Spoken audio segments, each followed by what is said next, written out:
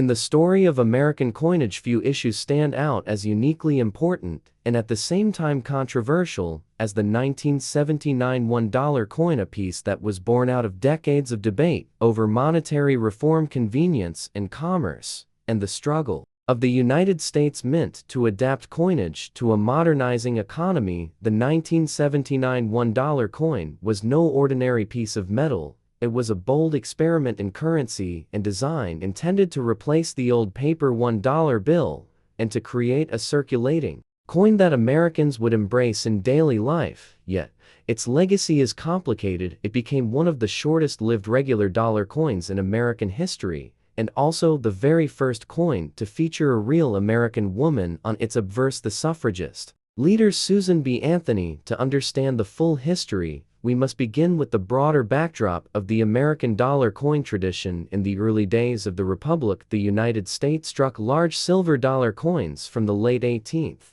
century onwards, beginning with the flowing hair dollar of 1794, and then the draped bust designs that followed through the Liberty seated and the Morgan dollar of 1878 to 1921. The silver dollar became a powerful symbol of American coinage, yet its size was heavy, cumbersome, and by the mid-20th century silver became too costly to maintain. After the passage of the Coinage Act of 1965, silver was removed from circulating coins, and the Eisenhower dollar was introduced in 1971 to honor President Dwight D. Eisenhower. That coin was struck in both copper nickel clad for circulation and 40% silver for collectors. The Eisenhower dollar was patriotic and impressive, but its large size made it unpopular in commerce vending machines. Banks and retailers complained that the coin was simply too big, and consumers avoided carrying it in their pockets. The United States Treasury and the Mint began exploring alternatives. By the late 1970s,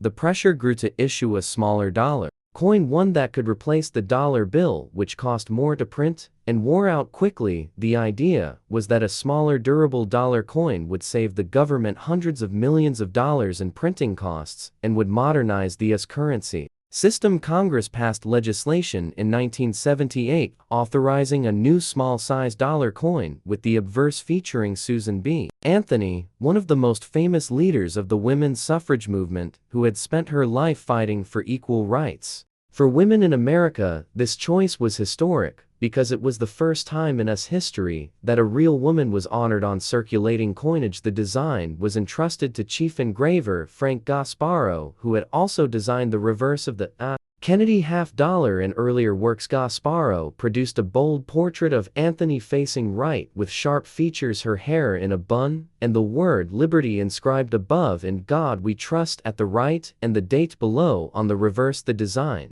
carried over from the Eisenhower dollar, the Apollo 11 insignia showing an eagle landing on the moon holding an olive branch in its talons with the Earth in the background, 13 stars, and the inscription United States of America and E Pluribus Unum. This connection to the Apollo 11 mission was chosen to symbolize American achievement in space exploration, tying the new dollar coin to modern triumphs. The 1979 Susan B. Anthony dollar was struck at 3 mints: Philadelphia, Denver, and San Francisco, and released on July 2, 1979. With great fanfare, advertisements were placed across the nation. Banks distributed the coins, and the Mint expected rapid public adoption, yet almost immediately problems appeared. The coin, though smaller than the Eisenhower dollar at 26.5 mm, was nearly the same size and color as the Washington quarter at 24.3 mm. The similarity caused constant confusion in stores, vending machines, and even in banks. Consumers complained they could not tell the two apart at a glance.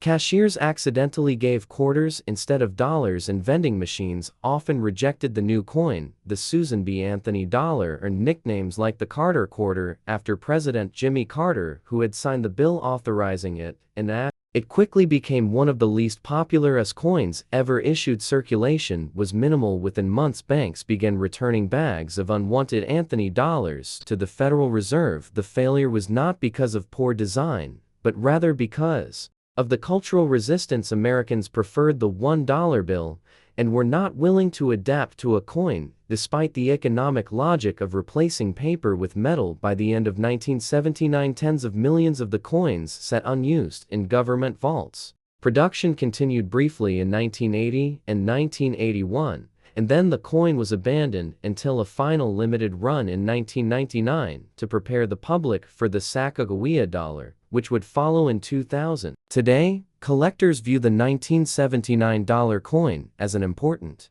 artifact of American numismatic history. Its values vary depending on condition, mint mark, and strike type. Philadelphia issues show two major varieties of the mint mark, known as the near date, wide rim, and the far date, narrow rim. The wide rim is scarcer and thus more desirable. Denver issues carry a D mint mark and are common in circulated grades. San Francisco struck both business strikes with an S mint mark and proof coins in two varieties, one with a clear S mint mark and one with a blob-like filled S. The clear S is more sought after. Proof issues are especially popular with collectors because of their mirror finish, high strike quality, and relative scarcity in high grades. The coin in general is inexpensive for circulated examples, often trading for just $1 or $2 above face value, but in pristine mint state or proof deep cameo grades the coin can reach significantly higher prices, sometimes hundreds of dollars, depending on rarity and certification. Beyond the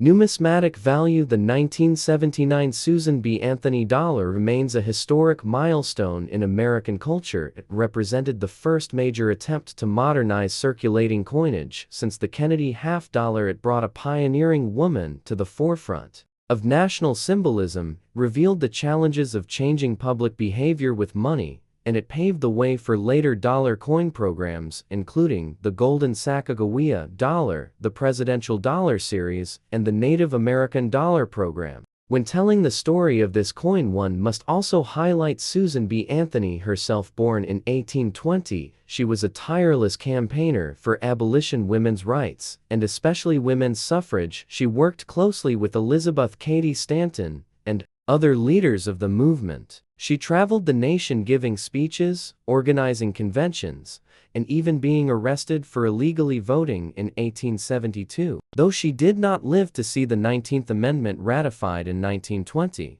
her leadership was crucial in achieving the right to vote for women. The decision to place her on the coin linked the struggle for equality with the nation's daily commerce, symbolizing progress and recognition of women's contributions. The coin may have failed in circulation, but it succeeded in making a powerful statement. By studying the 1979 $1 coin, we gain a window into the social, economic, and cultural climate of America in the late 20th century, a time of inflation, rising costs, technological change, and shifting gender roles. The coin was a mirror of these forces, condensed into copper nickel-clad layers and struck by the millions, yet destined to be misunderstood and underused as a collector's item. It is a reminder of how coinage tells history, not just through design, but through acceptance, rejection, and adaptation by the people. The story of the Susan B. Anthony dollar is therefore not merely a story of metal, but a story of American society in transition, a story that collectors, historians,